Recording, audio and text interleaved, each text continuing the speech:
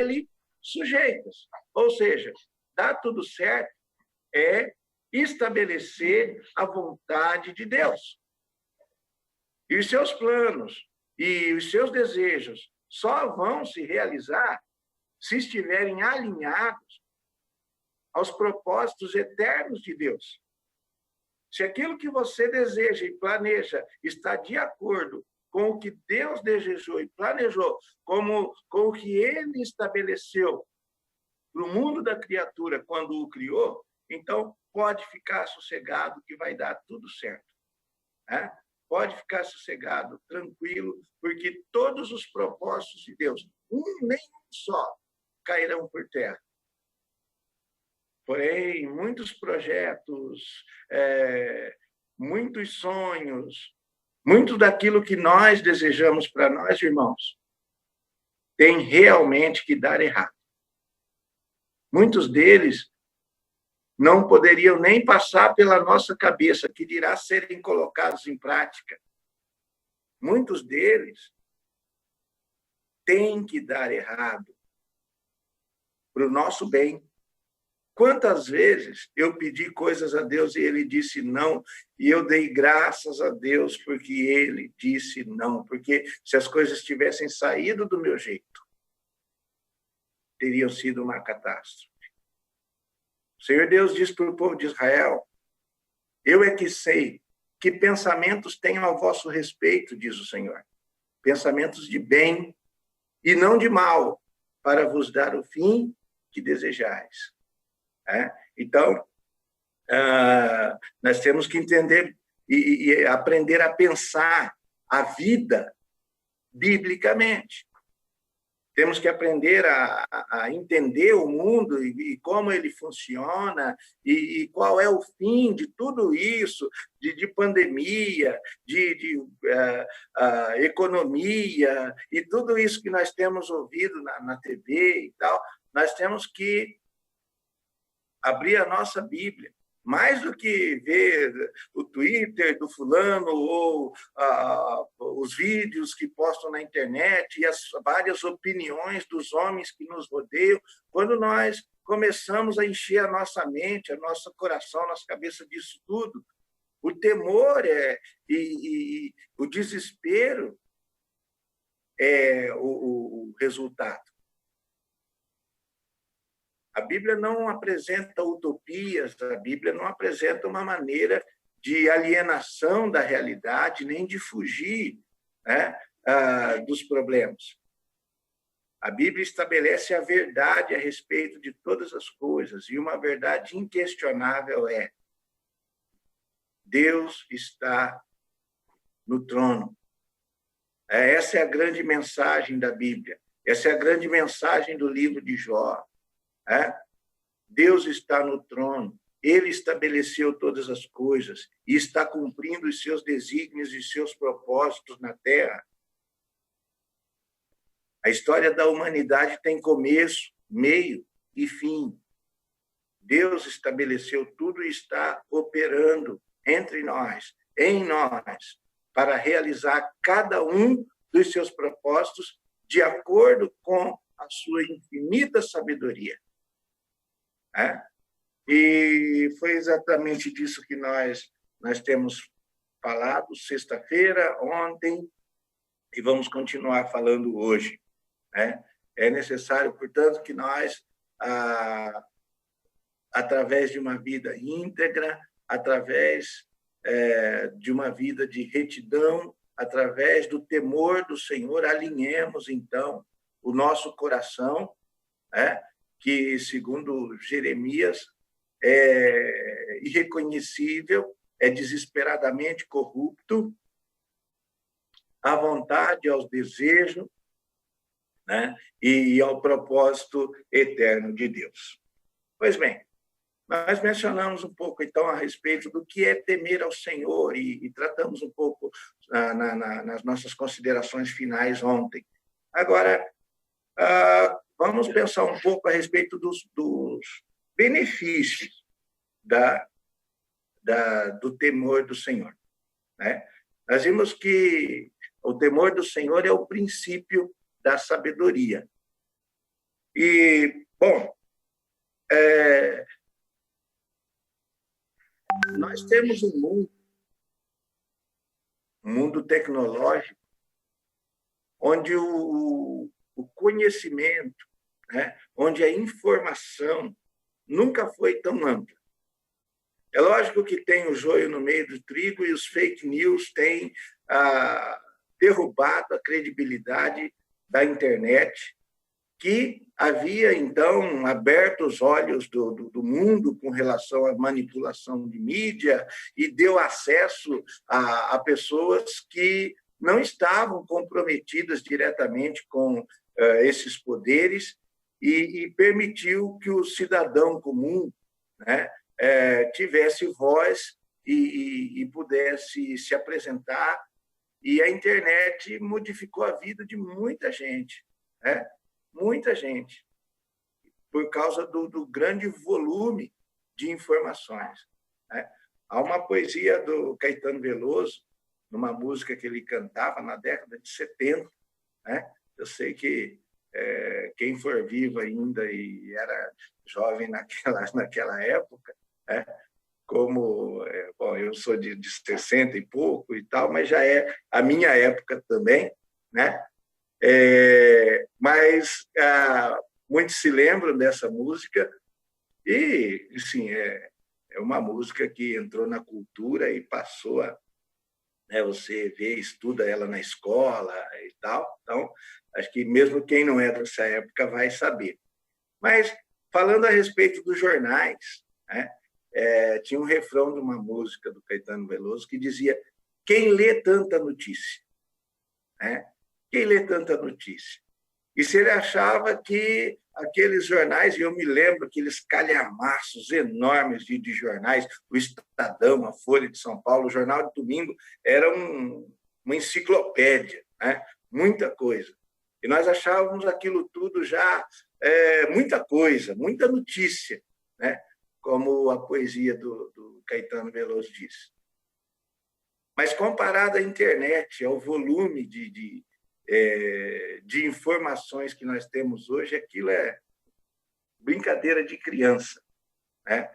Nós temos uma geração que tem um volume muito grande de informação. Segundo alguns, a informação que você tem no seu celular hoje é muito maior do que o governo dos Estados Unidos tinha num supercomputador que ocupava 3 andares quando mandou o homem para a Lua.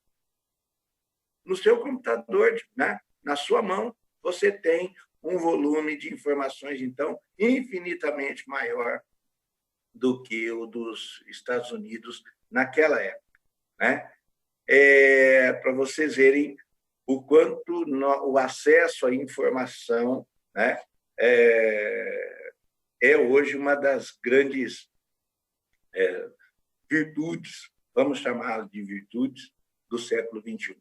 Agora, a grande questão é: sabedoria não é volume de informação. Eu vi um poema onde o rapaz perguntava exatamente o seguinte, né? Onde está a sabedoria que perdemos com o conhecimento? E onde está o conhecimento que perdemos com informação? Né? Porque são coisas diferentes entre si.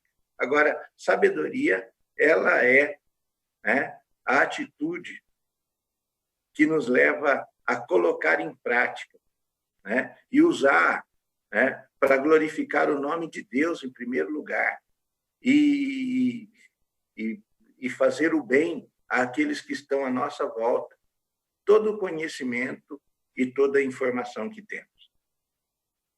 Quando você abre o seu celular e você vê, por exemplo, as condições meteorológicas do seu dia, e você vê ali que à tarde vão ter pancadas de chuva na sua região, e você tem um compromisso, você tem que sair naquele horário, né? O que é que dita a sabedoria? Eu vou sair, vou levar um guarda-chuva, né? Vou levar um guarda-chuva. Porque eu tenho uma informação, eu conheço também a minha região e sei que muito provavelmente aquilo vai acontecer, porque de anos anteriores e dada a estação do ano, eu já estou habituado ao comportamento, né, meteorológico da minha região. Então, a informação e o conhecimento devem me levar a ser sábio e tomar decisões que vão me beneficiar, que vão garantir com que o bem que eu pretendo fazer seja, então, colocado em prática. Né? Isso é sabedoria. Né? A sabedoria, então, ela é fruto do conhecimento. E quando eu falo agora, biblicamente, estou dizendo que sabedoria é fruto do conhecimento de Deus, do caráter de Deus. À medida em que eu descubro quem é esse Deus, como ele age, quem ele é, o que ele gosta, o que ele abomina, quando eu descubro no tratamento com ele, na medida em que eu o reconheço no meu dia a dia e vou tratando e lidando com ele, né? Qual é o seu modus operandi, e eu me agrado disso, e eu me alinho a ele e começo a pensar como ele. Né? Isso tudo vai transformando a minha vida. Isso muda a minha maneira de pensar e, consequentemente, a minha maneira de agir. E ver o mundo à minha volta, e ver e me relacionar com as pessoas, tudo, tudo. Foi isso que o Senhor Jesus Cristo quis dizer, que quando que as lâmpadas são os olhos, né? Os olhos são a lâmpada do corpo. Se seus olhos são maus, né? Aquilo influencia você de uma maneira que você vai ver o mal em tudo. Para os puros, todas as coisas são puras. Mas para os impuros e pecadores, é assim que eles veem o mundo. Então, nós precisamos da sabedoria de Deus para, por meio dela, para, através dela, lidar com as circunstâncias, com as alegrias e dificuldades que encontramos ao longo da vida, sem nos deixar escravizar, sem perder a paz, sem nos deixar contaminar com o mal que está embutido em cada uma delas. A sabedoria aliás, o temor do Senhor é o princípio da sabedoria, da verdadeira sabedoria. Né? E como nós vimos a respeito de temor, se eu tenho aquela reverência, se eu me curvo diante do meu Deus e a cada dia estou focado em buscar a sua presença, esse contato com Deus é transformador. Assim como o rosto de Moisés brilhava quando ele desceu do monte, assim como o rosto de Moisés brilhava, refletindo a glória que ele havia presenciado. As nossas vidas têm que brilhar como resultado da sabedoria que temos recebido do nosso Deus. Né? Uma das coisas que nós realmente queremos ouvir em tempos de necessidade, em tempos de dificuldade, de lutas pessoais, uma das coisas que realmente aquecem o nosso coração, né? Como eu disse para os irmãos, perdi minha mãe recentemente, mas uma das coisas, poucas coisas que confortam, é quando alguém chega para você, senta do seu lado e diz: eu sei o que você está passando. Né? E essa é a nossa experiência com o nosso Deus. Quando nós vamos para os seus braços, quando nós corremos para Ele. Ele que é o alto, o altíssimo, que se assenta no mais alto e sublime trono, se assenta conosco, contrito de coração, né? E pode dizer para nós: eu sei o que você está passando. Vamos abrir para comprovar isso na carta aos Hebreus. Carta aos Hebreus, no capítulo 4.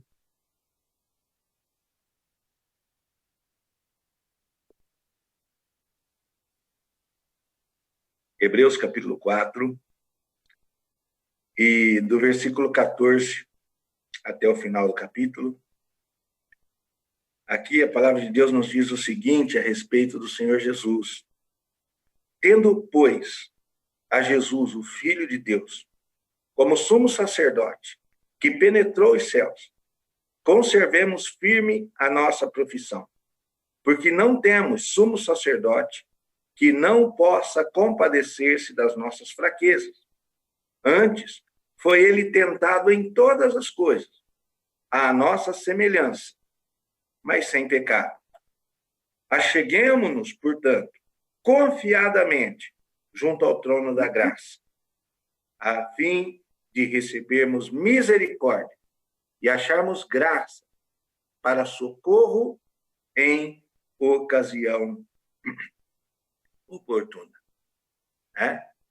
Esse é o nosso Senhor. Nós vimos ontem que Deus é o nosso refúgio e fortaleza. E ele realiza plenamente, absolutamente isso na pessoa do nosso amado Senhor e Salvador Jesus Cristo. Agora, uma vez que sabemos dessas coisas, uma vez que temos o conhecimento, a informação, primeiro, através da palavra de Deus, e o conhecimento dessas coisas, nas muitas outras vezes em que fomos socorridos pelo nosso Deus, por que agora seria diferente? Por acaso existe alguma situação na qual a Bíblia diz que, bom, aí eu já não vou poder te socorrer, porque aí já está fora do meu alcance? Não, muito pelo contrário. Em todas as circunstâncias e situações, haja o que houver, o poder do nosso Deus ultrapassa e vai além e pode ser o nosso refúgio e a nossa fortaleza. Então, nós temos que buscar a sabedoria lá do alto. E a sabedoria do alto nos fala que a oração não pode ser o nosso último recurso. Ela tem que ser o primeiro. Como crianças que estão brincando no quintal e qualquer probleminha bobo que acontece, ele grita: "Ô pai, ô pai!" Você está de quarentena, deve estar experimentando isso, né? A pessoinha está lá brincando no quintal e andando de bicicleta, escapa a corrente, uma coisa fácil de resolver. Mas ela grita: "Ô pai, conserta para mim! Ô mãe, me ajuda aqui!" E talvez seja uma dessas coisas que, com certeza, levou o Senhor Jesus Cristo a dizer que o reino dos céus é recebido por aqueles que têm um coração de criança. Porque em qualquer coisa ele corre para o seu pai.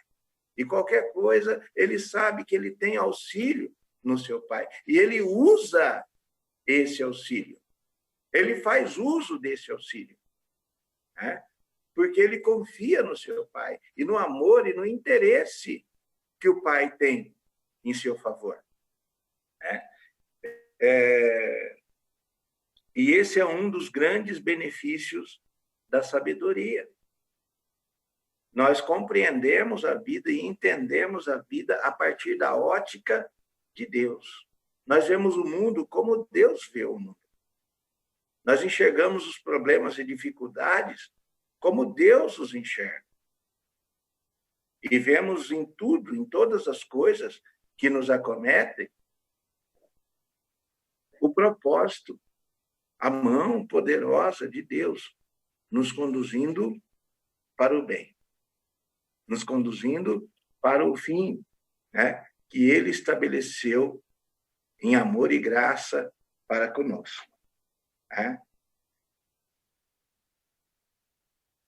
Mas a vida também nos ensina que ninguém é sábio o suficiente para viver. Né? São muitas as dificuldades, são muitas as situações onde a nossa sabedoria falha. E falha terrivelmente. Você acha que sabe ensinar os seus filhos e se considera um bom pai, e de repente se depara com uma situação onde você realmente não sabe o que fazer. Né? Normalmente, os homens podem apelar para duas coisas na vida. Você pode entender a vida através do viés da sabedoria e decidir que vai viver a vida de maneira sábia. Ou você pode viver a vida através da sua esperteza. Né? Mas eu digo para você, ninguém tem sabedoria suficiente para viver. E ninguém é esperto o suficiente para viver. Um dia, tanto a sua sabedoria quanto a sua esperteza, né, vão falhar. E você deve estar curioso e pensando, bom, qual a diferença entre sabedoria e esperteza? As duas são semelhantes, mas o propósito, o fim de ambas são diametralmente opostos. Lembra do que eu falei? Sabedoria é o conhecimento colocado em prática? Pois bem, sabedoria é o conhecimento colocado em prática. À medida em que eu sei e conheço, e tenho informação e conheço o mundo à minha volta, se eu sou sábio, eu uso tudo isso para glorificar o nome de Deus, né? E beneficiar, abençoar o meu semelhante. Porque a sabedoria me leva a considerar a vida dentro do propósito eterno do Deus vivo e verdadeiro. Esperteza. Eu também tenho informações, eu conheço como funciona o mundo à minha volta, e eu uso essa informação e esse conhecimento para me auto-beneficiar, em detrimento dos outros que estão à minha volta, e para minha própria glória, sem levar em consideração a vontade de Deus.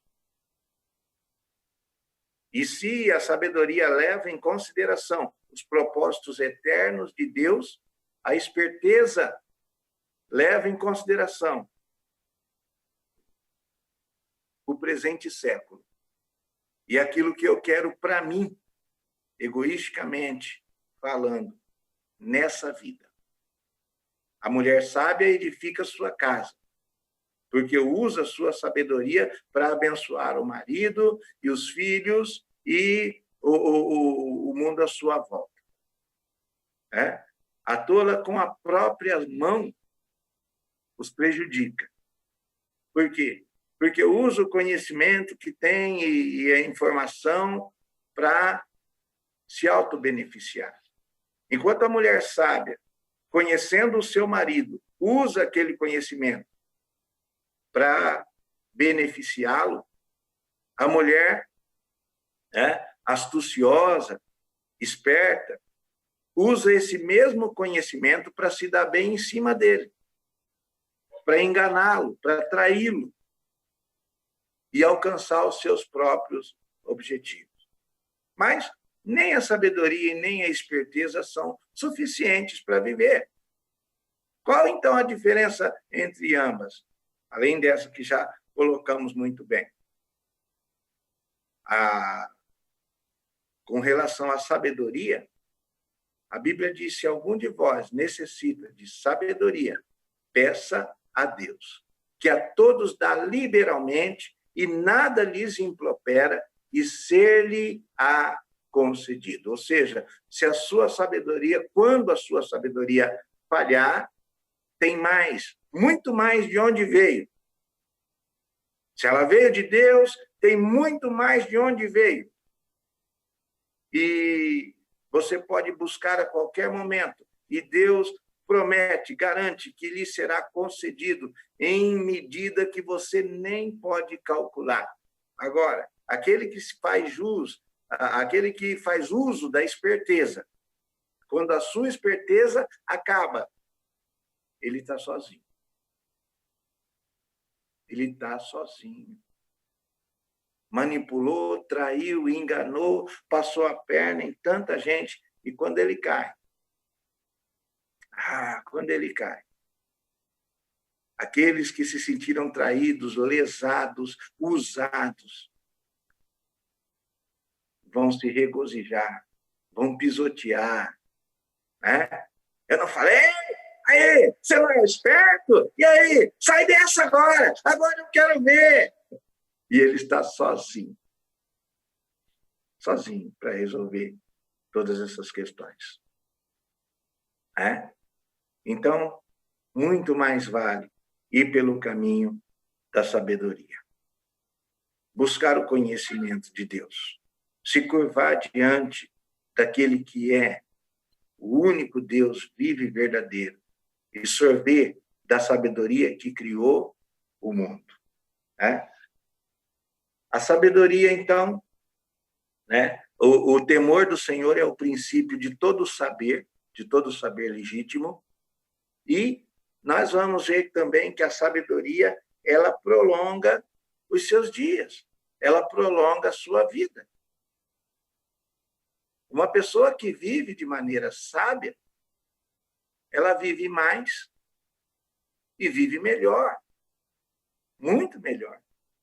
Porque ao longo da vida ela vai colhendo as consequências de atitudes sábias. E ela tem o que nós poderíamos chamar de qualidade de vida muito melhor. Eu estava sentado um dia aqui na área de casa, numa manhã semelhante a essa, muito bonita, os pássaros cantavam, enquanto a minha família dormia lá dentro. Eu fiz uma xícara de café, como faço toda manhã. E, ó, tá lendo aí? Profissão marido. Pois é. E eu me sentei para tomar o meu café, como faço toda manhã. E naquela época, era quase dia dos pais, e a minha filha estava decorando para cantar na igreja uma musiquinha, que dizia: obedecer a Deus é sempre o melhor, pois Ele é fiel e cumpre o que diz. É uma música muito bonita, Mas você já passou por essa experiência. Pensa você ouvir 1, 10, 15, 20, o tempo todo, que ela estava muito preocupada em ensaiar, e estava ensaiando isso, cantando toda hora. Passa a ser banal, corriqueiro. E eu comecei, naquele momento que eu sentei, me veio uma profunda gratidão a Deus por tudo que Ele tinha me dado. Pela minha casa, pela minha vida, meu ministério, minha família. Eu comecei a pensar no bairro onde eu tinha me criado, e eu percebi que todos os meus amigos de infância haviam morrido de maneira violenta, de maneira desonrosa, acometidos de AIDS, baleados pela polícia, mortos entre eles mesmos, um matando o outro, por rixas e questões ligadas a tráfico e esse tipo de coisa. E eu percebi que daquela geração de meninos que brincavam nas ruas ali, eu havia sido ricamente, grandemente abençoado. E naquele momento me veio essa música na cabeça. E comecei a pensar na verdade que ela significava. Uma música de criança, mas que diz exatamente o que todo adulto precisa saber. O que cada homem, mulher e jovem que está fazendo as suas escolhas ao longo da vida precisa saber. Obedecer a Deus é sempre melhor, pois Ele é fiel e cumpre o que diz. Cumpre o que diz. Ele não é homem para que minta, nem filho de homem para que se arrependa. Se ele prometeu, ele há de cumprir, e se ele falou, é certo que fará. Ele é o nosso sumo sacerdote que sabe, que se assenta do nosso lado, nos abraça e diz: eu sei o que você está passando, porque ele mesmo já passou, porque ele mesmo foi provado em todas as coisas. A nossa semelhança. A nossa semelhança. E venceu, triunfou, e compartilha conosco dessa vitória. Ele é o nosso amado Senhor e Salvador Jesus Cristo. E nele está oculta toda a sabedoria. Toda a sabedoria. Há uma outra fonte de sabedoria que é a sabedoria terrena, a sabedoria humana. Mas Deus a classifica como carnal, terrena, demoníaca. Ela pode fazer com que nós prevaleçamos sobre os outros nesse presente século. O mundo é assim. Quem detém o conhecimento detém o poder e subjuga os outros. Mas é por um breve momento, até que tudo esteja novamente a ele sujeito. E quando tudo estiver novamente a ele sujeito, aí nós podemos dizer com toda alegria e precisão que realmente deu tudo certo. Pois bem, vamos continuar caminhando no nosso raciocínio e pensar um pouco a respeito de desviar-se do mal. Jó foi classificado como um homem íntegro, reto, temente a Deus e que se desviava do mal. É possível desviar do mal, estando ele à nossa volta, estando ele tão diretamente ligado ao nosso modo de viver aqui sobre a face dessa terra. Vamos para Efésios, capítulo 4, versículos 17 a 29. Vamos ler a carta aos Efésios.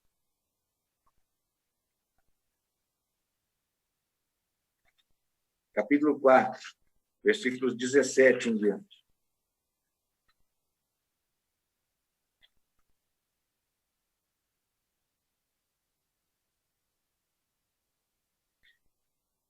Portanto, digo, e no Senhor testifico, que não mais andeis como também andam os gentios, na vaidade dos seus próprios pensamentos, obscurecidos de entendimento, alheios à vida de Deus por causa da ignorância em que vivem, pela dureza do seu coração, os quais, tendo se tornado insensíveis, se entregaram à dissolução, para com avidez cometerem toda sorte de impureza. Mas não foi assim que aprendestes a Cristo. Se é que de fato o tendes ouvido e neles fostes instruídos, segundo é a verdade em Jesus. No sentido de que, quanto ao trato passado, vos despojeis do velho homem, que se corrompe segundo as concupiscências do engano, e vos renoveis no espírito do vosso entendimento, e vos revistais do novo homem, criado segundo Deus, em justiça e retidão, procedentes da verdade. Por isso, deixando a mentira, fale cada um a verdade com o seu próximo, porque somos membros uns dos outros. Irai-vos e não pequeis, não se ponha o sol sobre a vossa ira, e nem deis lugar ao diabo. Aquele que furtava, não furte mais, antes trabalhe, fazendo com as próprias mãos o que é bom, para que tenha com que acudir ao necessitado. Não saia da vossa boca nenhuma palavra torpe, e sim unicamente a que for boa para a edificação, conforme a necessidade, e assim transmita graça aos que ouvem. Até aqui. Então, desviar-se do mal, né? Esse é o nosso propósito, deve ser o nosso objetivo. Quando assumimos o compromisso de viver diante de Deus. E a Bíblia também, em Provérbios 8:13, ela nos adverte. O temor do Senhor consiste em aborrecer o mal, a soberba, a arrogância e o mau caminho. Né? Três atitudes são fundamentais, se você realmente quer, realmente deseja. Porque tem muitas ocasiões onde nós não queremos nos desviar do mal. Tem muitas ocasiões onde nós procuramos o mal. Né? E eu vou fazer referência, mais uma vez, a uma época distante da vida, quando os trapalhões estavam no auge. Né? E eu mesmo me lembro muitas vezes de sair olhando, esticando o pescoço na televisão, porque os trapalhões passavam bem no horário das reuniões, no domingo. Né? E naquela época não tinha esse negócio de gravar para assistir depois e tal. Né? E eu me lembro muitas vezes de ter chegado atrasado nas reuniões para poder pegar pelo menos o comecinho dos Trapalhões. Né? Na época era o programa humorístico de maior audiência, eram, sem dúvidas, as celebridades maiores do momento. E lá tinha o Mussum, negão, que até hoje todo mundo conhece. Né? E eu me lembro de uma situação engraçada, que quando ele queria ir de encontro, né, a uma situação que, sem dúvida, era questionável, era o mal. Né? Uma situação de sensualidade ou uma outra situação qualquer que lhe beneficiava, mas que ele sabia, né, não era lá muito lícito, né, ele sempre dizia o seguinte: São Benedito, não se mete nessa briga. Mas eu estou contando isso para vocês porque, muitas vezes, há muitas situações onde nós não pedimos a intervenção de Deus, porque nós não queremos a intervenção de Deus. A oportunidade é tão boa, a coisa é tão sedutora, que nós queremos experimentar. E nós sabemos que Deus não concorda. Mas só por um pouco. Vamos deixar Deus fora disso. Eu sei que isso não condiz com ele, eu sei que ele não se agrada disso, eu sei. Mas depois eu peço perdão, e depois, no final, tudo vai dar certo. E eu vou de encontro ao mal. Eu vou de encontro ao erro. Eu vou de encontro àquilo que o meu coração quer, mas que eu sei não condiz com a palavra de Deus. Isso acontece comigo. Isso acontece com todos os verdadeiros crentes. E eu digo todos os crentes porque o descrente, ele vive assim. É próprio do viver deles, como Paulo acaba de falar, aos Efésios. Mais uma vez, nós que conhecemos a palavra de Deus e temos em nós o Espírito Santo de Deus, quando nós nos conduzimos assim,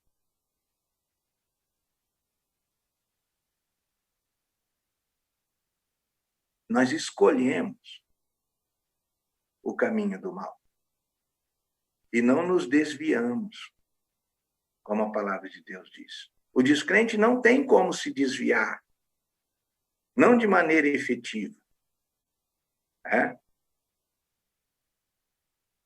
Aquilo é a vida dele, é o natural, é o que ele vive, e ele vai embora. Enganando e sendo enganados, e vai embora. Mas nós, como crentes, temos essa opção. Eu sempre digo que o crente não é o único que deve fazer a vontade de Deus, mas ele é o único que pode. Porque tem em si o poder do Espírito Santo de Deus, que habita nele. Pois bem, a primeira atitude de quem realmente quer,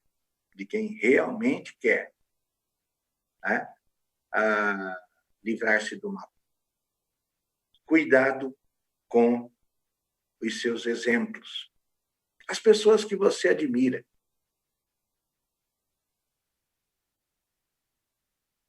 Aqueles que são seus ícones.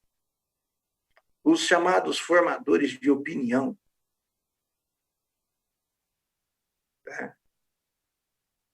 No Salmo 1, a Bíblia fala a respeito de 2 homens. Bem-aventurado o homem que não anda no conselho dos ímpios, não se detém no caminho dos pecadores, nem se assenta na roda dos escarnecedores. Antes o seu prazer está na lei do Senhor, e na sua lei medita de dia e de noite. Esse é o primeiro homem. Olha o resultado na sua vida. Ele é como árvore plantada junto à corrente de águas, que no devido tempo dá o seu fruto, cuja folhagem não murcha, e tudo quanto ele faz será bem-sucedido. Os ímpios, esse é o segundo homem, não são assim. Olha o resultado na vida desse segundo homem. São, porém, como a palha que o vento dispersa. Por isso, os perversos não prevalecerão no juízo, nem os pecadores na congregação dos justos, porque o Senhor conhece o caminho dos justos, mas o caminho dos ímpios perecerá. Primeiro homem, a primeira coisa que fala a respeito dele é que ele não anda no conselho dos ímpios, não se detém no caminho dos pecadores e nem se assenta na roda dos escarnecedores. E isso fala a respeito deles o seguinte: ele sabe escolher quais são as pessoas que vão influenciá-lo diretamente na vida. Aquelas pessoas que eles precisam ouvir e aquelas pessoas que ele não pode, de jeito nenhum, jamais, ouvir os seus conselhos. Não diz ali de uma atitude soberba, de isolar as pessoas da sua vida. Sabe aquela coisa do Kiko, do Chaves? A mãe dele chegava para ele e falava: vamos, tesouro, não se junte com essa gentalha. Ele: sim, mamãe, gentalha, gentalha, gentalha. Não está falando disso. O que diz a respeito desse homem aqui é que ele é sábio o suficiente para entender que há pessoas que vão cooperar com o seu desejo de buscar a Deus. E há outros que vão te levar para a direção oposta. A sua proposta de vida, os seus pensamentos, a sua maneira de enxergar o mundo que o cerca é contrária a tudo aquilo que Deus é e representa. E se há uma coisa que pode realmente garantir que depois de toda essa vida de problemas e sofrimentos e dificuldades aqui, o seu final seja feliz, é a turma com quem você anda. Lembra do provérbio? Diga com quem tu andas, que eu te direi quem és. À medida em que nós nos envolvemos com as pessoas, nós influenciamos e vamos sofrendo influência. Mas, na grande maioria das vezes, somos mais influenciados do que influenciamos pessoas. Na grande maioria das vezes, a nossa maneira de pensar consequentemente, a nossa maneira de agir, ela é moldada pela cultura à nossa volta. E é isso, irmãos, e é por causa disso que a palavra de Deus estabelece como ordenança para nós que somos crentes em Cristo Jesus: não deixeis de congregar-vos, como é costume de alguns, ainda mais quando vedes que o dia se aproxima. Lugar de crente é com outros crentes, é na igreja. Nós temos vivido um mundo onde a tecnologia nos dá a ilusão de que podemos ter comunhão virtual e relacionamentos virtuais. Não existe relacionamento virtual. É um antagonismo. E quando nós pensamos na proposta de Deus para nós, virtualidade não tem nada a ver. Todo esse aparato que estamos usando agora para poder driblar uma circunstância terrível da igreja não poder estar juntas e se reunir, é algo emergencial, é algo próprio de um momento que tem que ser muito breve e passageiro, porque jamais tem o poder de substituir relacionamentos de verdade. Jamais tem o poder de substituir, né, uma conversa face a face, um abraço, né, e uma expressão genuína de amor, de misericórdia. Não existe crente desengrejado. Eu posso servir a Deus em casa. Não pode. A proposta de Deus é que nós vivamos em comunhão, que nós sejamos um. Foi por isso que o Senhor Jesus Cristo orou antes de subir ao Pai. Entre tantos assuntos pelos quais ele poderia pedir em nosso favor, ele pediu para que fôssemos um, estivéssemos juntos e pensássemos concordemente no Senhor. E quando ele fala da sua igreja, ele diz que seria exatamente por esses aspectos que o mundo conheceria que eles realmente eram discípulos de Deus. Houve sinais e prodígios, mas eles passaram. A grande marca e a grande maneira, o grande modo da igreja impactar o mundo sempre foi e sempre será através da nossa comunhão. Tem crente que acha que pode ficar sozinho em casa e ter comunhão entre ele e Deus. Não pode, não segundo a palavra de Deus. Você tem que estar junto com os seus irmãos. Porque é lá que você vai aprender o que é perdão. É lá que você vai aprender o que é amar na prática, não de boca nem de língua, mas de fato e de verdade. É cuidando com os pecados, tendo que perdoar os pecados e tendo que suprir as necessidades do seu irmão e vê-lo fazer a mesma coisa consigo a cada dia. é justamente quando você vive em comunidade, que você cresce na graça e no conhecimento de Cristo. Agora, viver em comunidade significa ter comunhão com pessoas que também estão buscando o que você está buscando.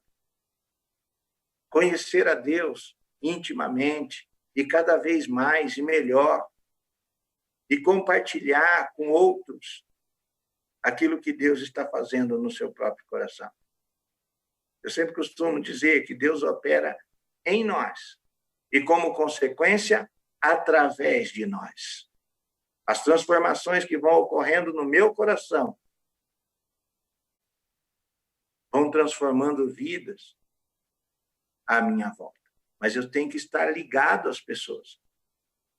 Eu tenho que pertencer a um organismo vivo, interligado, para que meus dons espirituais, para que todas as transformações que Deus tem feito na minha vida possam fazer diferença na vida de outros. Então, assim, o dinheiro que eu ganho não é meu dinheiro.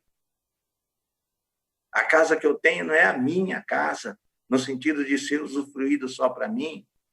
A sabedoria que eu tenho, tudo que Deus operou em mim, o meu conhecimento das coisas, tudo isso só tem sentido em si quando eu me manifesto dentro da vontade de Deus, servindo os meus semelhantes, como Deus tem feito em toda a história da humanidade. Então, cuidado com os seus exemplos. Uma das coisas que nitidamente tem enfraquecido, né, o povo de Deus. Nós temos tanto conhecimento com todos os nomes e homens e youtubers famosos e pessoas que estão na internet o tempo todo dando conselhos e apresentando a sua maneira de viver a vida e mostrando os seus carros e as suas casas e nos seduzindo com um estilo de vida, né, glamuroso.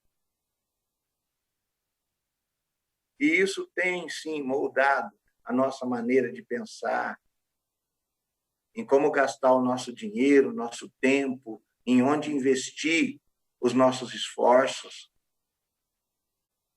Porque se passássemos mais tempo com o apóstolo Paulo, se passássemos mais tempo com Abraão, Isaque, Jacó, se passássemos mais tempo com o Senhor Jesus, andando pelas ruas da Galileia e Judéia e Samaria e lidando com as pessoas, se, ao invés de saber toda a escalação do seu time, você soubesse o nome de cada um dos apóstolos e o que eles aprenderam com o Senhor Jesus, certamente muitas decisões na sua vida teriam sido diferentes. Certamente o seu coração estaria diferente hoje diante dessa pandemia. Você teria paz. Você estaria enfrentando tudo com uma serenidade capaz de não só consolar o seu próprio coração, mas estender consolo e conforto a outros. Então, diga-me com quem tu andas, e eu te direi quem és. Isso é uma máxima, ainda hoje. Segundo, se você realmente deseja fugir do mal, despoje-se do velho homem. A ideia que Paulo usa aqui é de tirar uma roupa velha, uma roupa suja, talvez fedendo de suor, né? Você trabalhou o dia inteiro e já sujou e derramou sujeira nela e tal. Despojar-se e vestir uma nova. A roupa nova. A Bíblia diz que nós fomos, que Deus preparou de antemão as boas obras para que nós andássemos nela. E alguns crentes confundem, eles acham, eu tenho que fazer coisas boas para agradar a Deus, para Deus se agradar de mim. Se você é um verdadeiro crente, Deus já se agradou de você. E Paulo diz que nós somos agradáveis no amado, em Cristo. Nós já agradamos a Deus. Em Cristo, nós já somos mais do que aceitáveis. Somos agradáveis a Deus. Né? Eu fico pensando, quando eu penso, eu vejo isso, imagino isso, a igreja chegando lá no céu, e aí um anjo vem, né, um daqueles serafins e querubins, e ele pergunta para Deus, oh, Senhor, esse povo aí, Deus fala, ó, esse povo aí, meu filho teve lá, né? E trouxe eles para cá, mas você fica de olho nesse povo, cuidado com esse povo aí, né? Pode ficar aqui, mas arruma um lugarzinho para eles ali, onde eles não vão atrapalhar, e já está muito bom. Pelo que eles tinham lá embaixo, já está muito bom. Isso seria ser aceitável no amado. Mas a Bíblia diz que há festa nos céus por um pecador que se arrepende. Deus não só arruma um cantinho para nós e deixa a gente lá. Não, há festa nos céus por um pecador que se arrepende. Os céus prorrompem em festa. Deus manifesta alegria imensa em nos receber na sua presença. Nós somos agradáveis em Cristo. Deus se alegra de nós. Então, tem muito crente que vive, sabe, sisudo e tentando agir e fazer as coisas para que Deus possa olhar e se agradar. Isso é legalismo. A graça estabelece que Deus nos amou e deu seu Filho quando nós ainda éramos pecadores. E Paulo diz, olha, se antes, quando vocês eram pecadores, quando vocês viviam longe de Deus, Deus já amou tanto vocês, muito mais agora. O verdadeiro papel das boas obras é esse. Assim como o pai tirou aquelas roupas sujas do filho, e colocou sandália nos seus pés e um anel no seu dedo, nós recebemos a graça de manifestar, através de tudo que somos, através de tudo que Deus tem operado em nós, o caráter de Cristo. O Espírito Santo de Deus que agora habita em nós, nos dá não só uma nova vontade de fazer coisas diferentes, porque somos gratos a Deus, porque amamos a Deus, porque entendemos tudo aquilo que Ele fez por nós ali na cruz do Calvário, e sentimos, pelo Espírito Santo de Deus, o desejo de agradá-lo em tudo, porque o amamos, e finalmente entendemos quem Ele é e quais são as coisas que Ele gosta. Quem não quer agradar aquele que ama? Você te desdobra e tudo que você faz é pouco devido ao grande amor que você tem por Ele. Agora, através da graça, entendemos que em nós não habita bem algum, mas que, uma vez em Cristo, fomos reconciliados no amado. E nenhuma condenação há mais para os que estão em Cristo Jesus. E o desejo de fazer a vontade de Deus se torna possível. Não porque eu sou mais esforçado do que meu irmão, não porque eu tenho mais inteligência, ou sou mais sábio, ou mais isso, ou mais aquilo, mas porque Deus me dotou de capacidade e poder. Mas recebereis poder ao descer sobre vós o Espírito Santo. E só no poder do Espírito Santo temos condições de sermos testemunhas, temos condições de manifestar o caráter de Deus e transformar o mundo para a honra e glória de Deus. No poder do Espírito Santo de Deus que habita em nós. Portanto, não sou eu tentando agradar a Deus com aquilo que eu posso fazer. Mas sou eu que, uma vez agradável em Deus, tendo sido recebidos através do seu Filho Jesus Cristo, manifesto tudo o que essa influência bendita do Espírito Santo de Deus tem operado em mim. Então, despojar-se do velho homem é isso.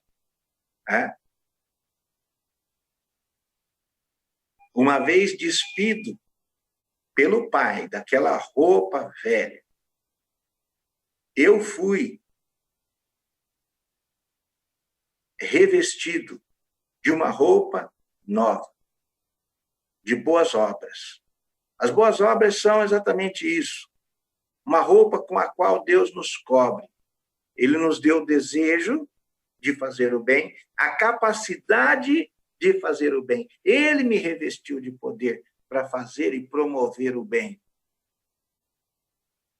Entende? E agora eu tenho que viver de modo digno. E me lembrar disso e ter consciência disso todos os dias. E nessa jornada pessoal, nessa jornada passo a passo com Deus, eu vou manifestando tudo aquilo que Deus é, através do que também eu sou, pelo poder de Deus que habita em mim, que me revestiu e que opera em mim diariamente, constantemente, me transformando à imagem do seu Filho, de glória em glória. A cada experiência que eu vivo com ele. E, finalmente, para concluir o nosso tempo aqui, cuidado com os seus exemplos, despoje-se do velho homem e mude o seu comportamento em relação às outras pessoas. Não minta. Antes, fale a verdade. Fale a verdade uns com os outros. Não agrida, ofenda. Não saia da vossa boca nenhuma palavra torpe. Antes, a que for boa para edificação. Não furte. Não xingue, blasfeme. Essas são indicações da palavra de Deus. Spurgeon disse certa vez: não cremos na infalibilidade de nem um homem sequer, mas é consolador poder estar certo da integridade de um homem. Ou seja, ninguém é infalível, mas você pode ser íntegro, reto, temente a Deus e que se desvia do mal. Assumir um compromisso com a verdade é um estilo de vida. E você deve, na sua família, com a sua esposa, com seus filhos, com todos os irmãos na igreja, comprometer-se com a verdade. Mas eu não estou falando aqui daquele irmão que fala o que quer para todo mundo, eu meto a boca mesmo, eu falo mesmo, porque o meu jeito é assim, e dou a quem doer. A Bíblia diz: falai a verdade uns com os outros em amor. Em amor. Então, quem realmente está vivendo na verdade, ele tem essa preocupação amorosa de usar a verdade para construir e não para destruir. Porque quando Satanás quer destruir, ele muitas vezes usa a verdade também. Né? Ele disse para Saul que Saul morreria e que os seus filhos seriam destroçados, mas eu fico imaginando o prazer com que ele disse isso. Né? O prazer em ver aquele homem torturado, possesso, dominado, que havia se enfiado num buraco onde não tinha volta. O ar triunfador com que Satanás tripudiou sobre aquele homem que fez péssimas escolhas, chamado Saul. E às vezes alguns irmãos mete a boca e fala a verdade, aponta tudo que está errado na igreja, e acusa um, e acusa outro, mas faz isso com prazer. Isso não é próprio dos crentes. A verdade não é o que eu penso. A verdade não é o que eu acho. Porque os ímpios vivem assim, na vaidade dos seus próprios pensamentos. E aquilo que ele acha, é a verdade para ele. Mas a verdade é a palavra de Deus. A verdade é a palavra de Deus encarnada em Cristo Jesus. E se você esfrega a Bíblia na cara do seu irmão, ele diz, eu estou com a verdade está do meu lado. Você tem um monte de informações que você está usando para destruir o seu irmão, mas você não tem a verdade. Porque não é o que está escrito, é o porquê está escrito. E tudo que está escrito tem um objetivo só, fazer-nos semelhantes a Cristo. E Cristo jamais tripudiaria. Cristo jamais agiria sem misericórdia. Cristo jamais teria algum prazer ou satisfação na queda nem do ímpio, na morte nem do mais ímpio dos homens. Que dirá de um crente verdadeiro, que pode estar até equivocado, mas que é filho de Deus, que foi comprado pelo sangue de Cristo Jesus ali na cruz do Calvário. Então, ao abordar sua esposa, ao abordar o erro do seu filho, ao ter que falar de assuntos difíceis na igreja, faça isso. Faça isso em tempo oportuno. Porque se você não senta para tratar e conversar, você cria ocasião para Satanás encher os corações de raiz de amargura. E a grande maioria dos casamentos, e a grande maioria dos trabalhos nas igrejas, não acaba pelas coisas que foram faladas, tratadas. Acabam por aquelas coisas que não foram resolvidas, que deveriam ter sido tratadas com honestidade, olho no olho, em amor, levando em consideração o outro, mais do que a você mesmo, com disposição de sofrer a perda por amor e compaixão ao outro. É por isso que muitos casamentos acabam, na grande maioria das vezes. Eu não vou falar porque não vai dar certo, ela vai ficar magoada, ele não vai gostar, e assim nós nos complicamos. Mas quando assumimos um compromisso com os nossos irmãos, de falarmos a verdade, em amor, muitos dos nossos relacionamentos são transformados. Então, irmãos, essas são algumas instruções que podemos perceber no livro de Jó, que lhe garantiram a condição de um final feliz. Mesmo em meio a provações e privações e dificuldades, mesmo em toda a luta que nós conhecemos dele, no final de todas as coisas, ele faz uma análise, ele diz, a Deus mesmo. Antes eu te conhecia só de ouvir falar, mas agora os meus olhos te veem. Que Deus nos abençoe e que nós possamos também, no final da pandemia, nós possamos também, no final de toda essa crise, podemos dizer: antes eu te conhecia só de ouvir falar, mas agora os meus olhos te veem. Que Deus nos abençoe e que, ao colocar em prática a palavra de Deus, sejamos mais que vencedores por meio daquele que nos amou. Amém. Vamos orar. Nos abençoe, Deus, e faça-nos vencedor, faça-nos nos apropriar da vitória que já temos em Cristo Jesus, para vivermos esses dias para a honra e glória do Senhor. E, ó Pai Todo-Poderoso, que todas essas experiências possam transformar a sua igreja, possam renovar o nosso amor pela sua obra e uns pelos outros. E que nosso Pai, ao contrário de enfraquecer, possa, Pai, fortalecer ainda mais a sua igreja na preparação do Senhor para aquele dia glorioso onde estaremos contigo.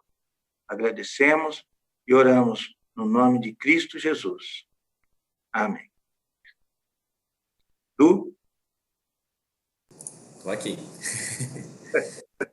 Obrigado, irmão, mais uma vez por tudo, pela mensagem, os ensinos que foram ministrados aí pelo irmão nesses 3 dias, e vou estender aí o convite para a noite. A gente está estudando ainda nas cartas filipenses também, com o nosso irmão Davi, hoje a partir das 20h30, 8h30, tá bom?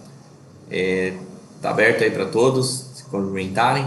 Agradeço mais uma vez em nome da igreja local pela participação dos irmãos, pela paciência com a gente aí, e vamos fortalecer cada vez mais a nossa fé com os estudos e com as possibilidades, infelizmente, nesse momento. Ok? Muito obrigado a todos os irmãos, a todas as igrejas, amigos que puderam participar desses estudos nesses dias.